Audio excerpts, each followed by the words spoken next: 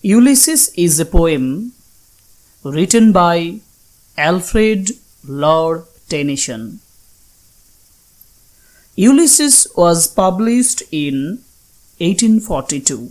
It is based on a story from Greek mythology related to Odyssey, written by Homer.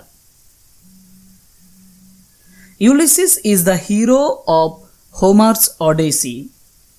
It is the Latin form of the Greek name Odysseus. He is the king of Ithaca. Ulysses is a blank verse poem. Blank verse is an unrhymed poem written in iambic pentameter. This was prominent in Italian and German literature. It is standard lines in the position of caesura or the pause in each line. Ulysses is also taken as a good example of dramatic monologue. It is actually the monologue of Ulysses, who speaks and by whom we feel various concepts, symbols, and images. It is one of the several poems of Tennyson written in response to the death of the poet's dear friend Arthur Henry Hallam. Ulysses, king of Ithaca, has returned to his kingdom after Trojan War. For 20 years he has been absent. He has journeyed through many countries, many strange seas, and many unknown inhabitants. Now this poem, Ulysses, is a dramatic monologue of this great hero, Ulysses. He is expressing his own ideas. He is sick of his quiet and peaceful life as a king. He wants to have an adventurous life on the sea. Now let us go through the poem and read line by lines and make the summary of it. It little profits that an idle king by this still hearth among these barren crags, matched with an aged wife, I mete and dole unequal laws unto a savage race, that hoard and sleep and feed and know not me. It is of no use to be an idle king. Ulysses thinks himself an idle king, and he is a man of action, and he does not like the life of a king. By the still hearth among these barren crags. Hearth and barren crags suggest domestic life. In his domestic life, he is married to Penelope. But now she is old, matched with an aged wife. She is now old and aged. Ulysses actually has come back after 20 years. 20 years ago, when he left his kingdom, Penelope was young and Telemachus was a newborn baby. I mete and dole unequal laws unto a savage race, that hoard and sleep and feed and know not me.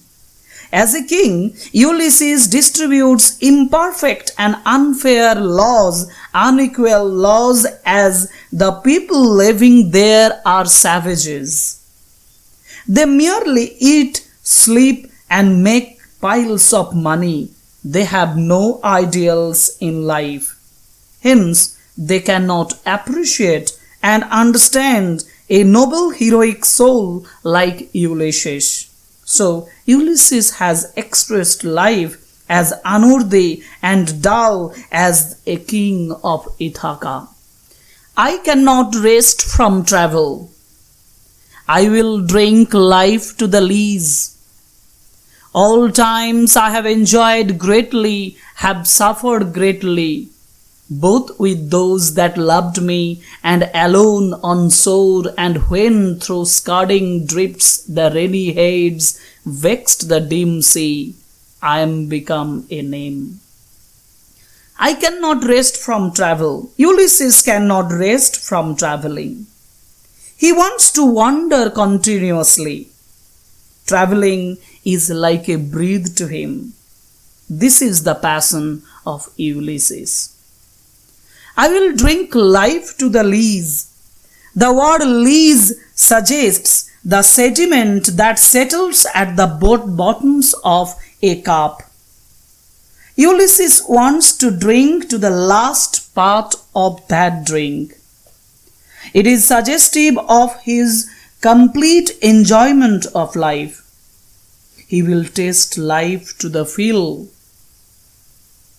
He wants to have the full enjoyment of life, leaving nothing behind. To the very end of his life, he will live a life of activity. I have enjoyed greatly, have suffered greatly, both with those that loved me. Although his life Ulysses suffered and enjoyed intensely with his comrades, both on water or on land, sometimes he had to fight alone also.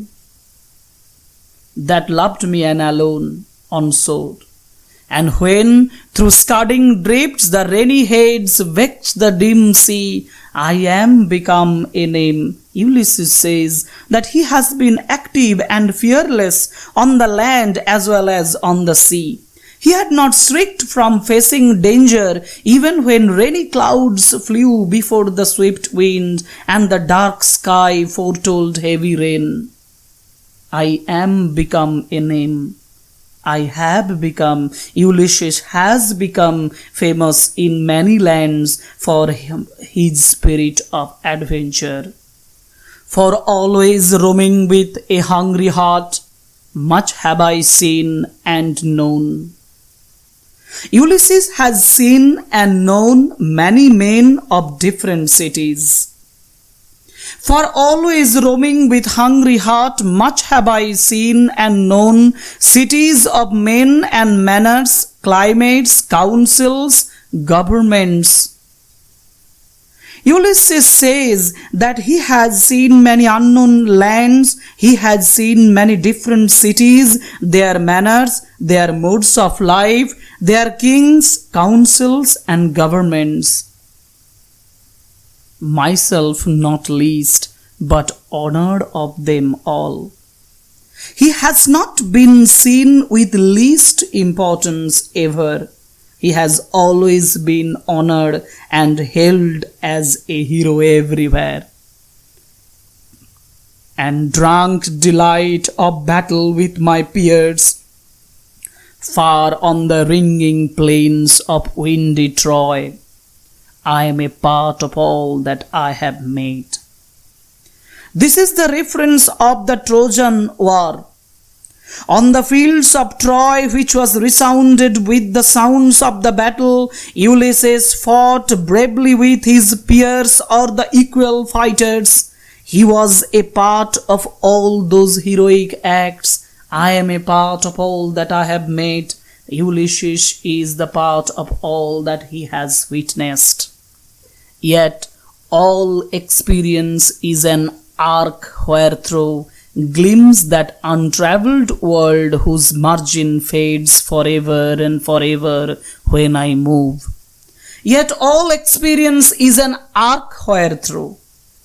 Ulysses has got many experiences through which he still glimpses or looks at an untravelled or undiscovered or unknown world.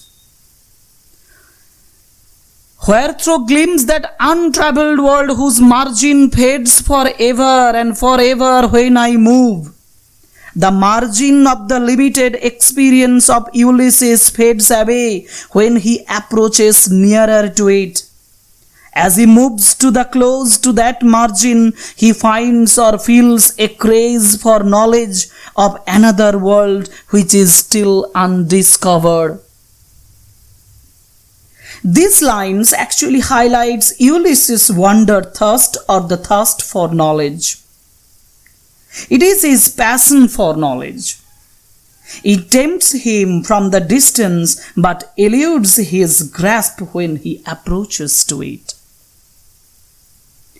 How dull it is to pause, to make an end, to rust unburnished, not to sign in use, as though to breathe were life. How dull it is to pause, to stop, and to give up work is a tedious and uninteresting work to Ulysses. Here Ulysses has given an example of utilization. To rust unburnished, not to sign in use, as though to breathe were life. He suggests that if a sword is not used, it becomes rusty and it does not shine. If it is used, it shines more and more. So also, if a man does not make the best use of his talents and energy, he will surely lose it gradually. In the last line, as though to breathe were life, Ulysses means to say that life consists of breathing. According to him, life means activity, ceaseless activity. He is bent upon spending every moment of his life in work in search of his knowledge. Life piled on life were all too little, and of one to me little remains. But every hour is saved from that eternal silence, something more, a bringer of new things. Life piled on life were all too little. According to Ulysses, one life is not enough for knowledge. Life piled on life means many lives together, which cannot give the satisfaction of knowledge. It means we're all too little. And of one to me little remains. One life has been granted to him, and it is very little now because a very little time has been spared. Ulysses thinks that his one life is very little to get knowledge. He is on the verge of his death. But every hour is saved from that eternal silence, something more, a bringer of new things. Every hour means every moment of life. Ulysses has tried to utilize every moment to get a new knowledge and new experience. Eternal silence means death. Till death he wants every moment to be utilized. Until the time of rest in the grave, Ulysses wants to bring up new things to know. And while it were for some three sons, and while it were for some 3 sons to store and hoard myself, and this grey spirit yearning in desire to follow knowledge like a sinking star beyond the utmost bound of human thought. And while it were, it is vile means contemptible. It is vile or contemptible that he has only 3 sons, that is, 3 years to live on the earth. He has only 3 years to live. For this short span of 3 years, he has to take care of storing more knowledge, more work, and more action. And this grey spirit yearning in desire to follow knowledge like a sinking star, grey spirit suggests the mindset of an old man like Ulysses. Grey is suggestive of old age. The desire of Ulysses in his old age is to follow knowledge. Knowledge is here compared to a star that has sunk beneath the horizon. Just as men might follow into another heaven a star that has set in its own, so Ulysses, old as he is, eagerly desires to gain new experience of life such as no human being has ever attained. This is my son, mine own Telemachus, to whom I leave the sceptre and the isle well loved of me. Now Ulysses is pointing out his son Telemachus to his comrades. He is giving an introduction of his own son with an affectionate tone. He speaks of his own son to whom he wants to leave his sceptre. Sceptre means the authority or the kingship of the isle, that is Ithaca. He actually wants to bestow the power of authority on his own son Telemachus. Discerning to fulfill this labor, by slow prudence to make mild a rugged people, and through soft degrees subdue them to the useful and the good, most blameless is he centered in the sphere of common duties. In these lines there are some important phrases. Discerning means wise judgment of understanding. This labor refers to the duty of kingship. Slow prudence suggests wise measures. Ulysses here demands that Telemachus, by his power and good judgment and understanding, would do his duty of kingship very well and gently induce the savage people of Ithaca to do good and useful things. Descend not to fail in offices of tenderness and pay meet adoration to my household gods. When I am gone, he works his work, I mine. Ulysses says that descend not to fail. Telemachus is a spotless youth without any defect. He is wholly centered in the ordinary duties of life, and he has decent sense not to fail in anything. He is also under the care of his tender mother.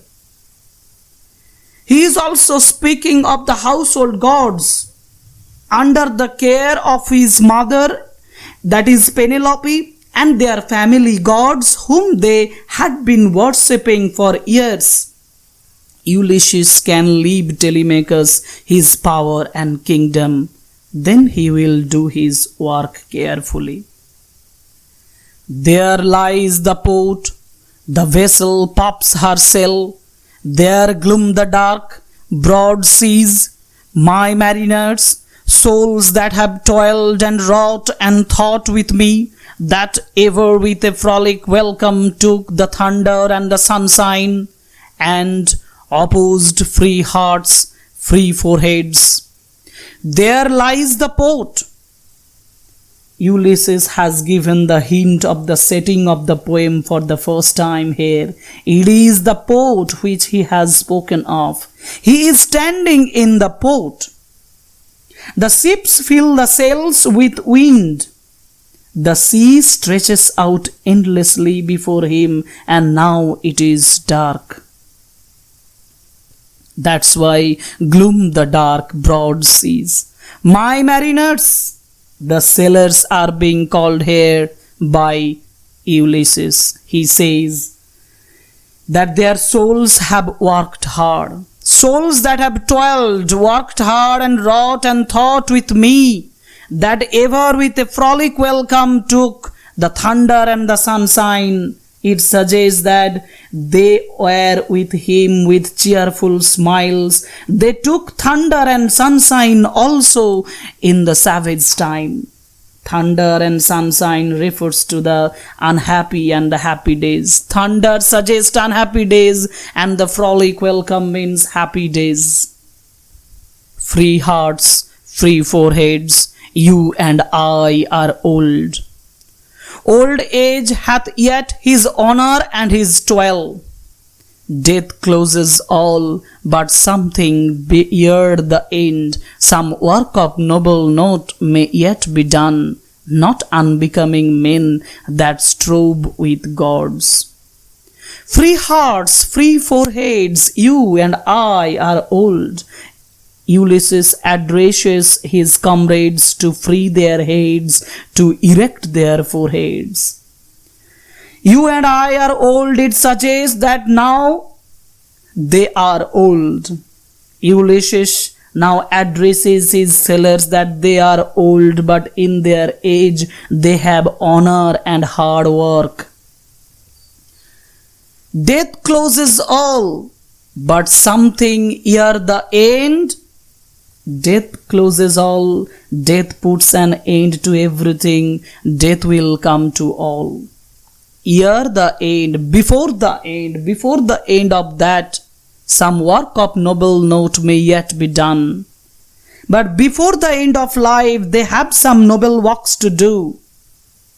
Not unbecoming men that strove with gods. The old age doesn't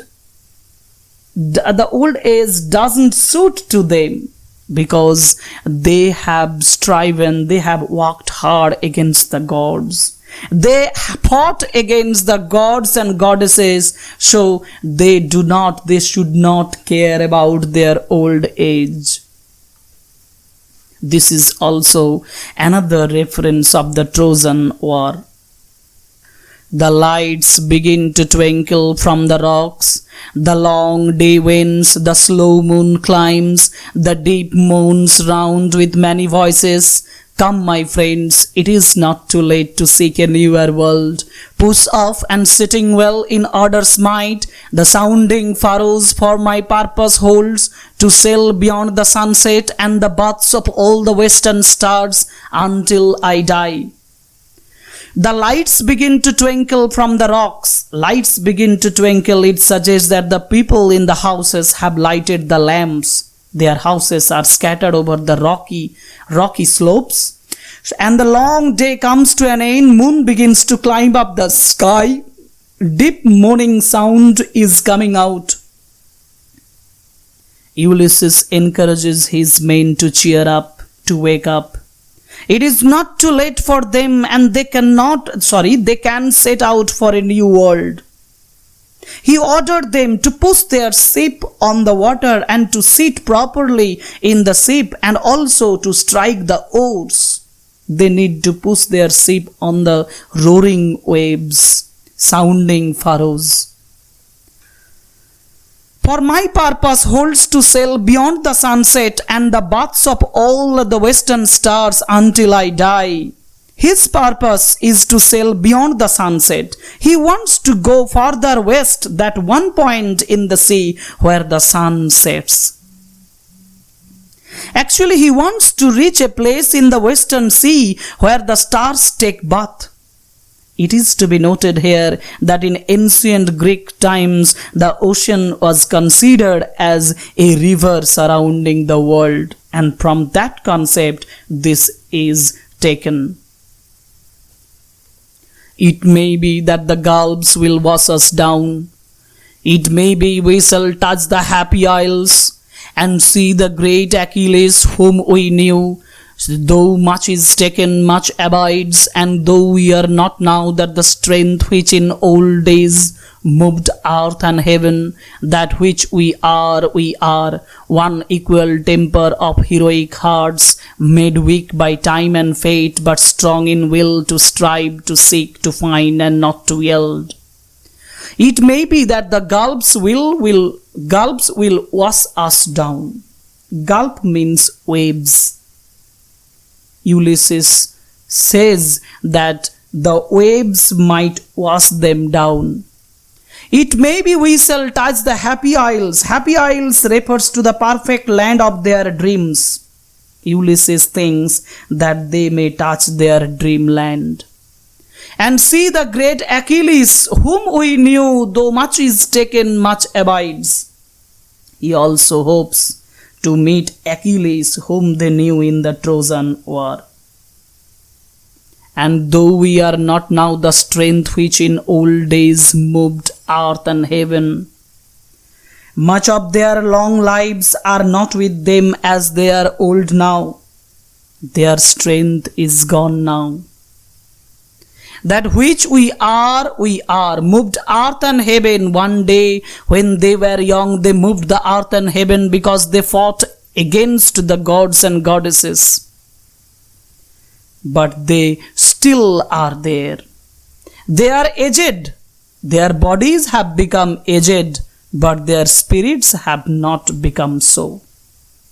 In the old days, they fought bravely against gods and goddesses in the Trojan War. They moved earth and heaven through their courage. They are the same men like before. They are weak now, but they have the same spirit of the past.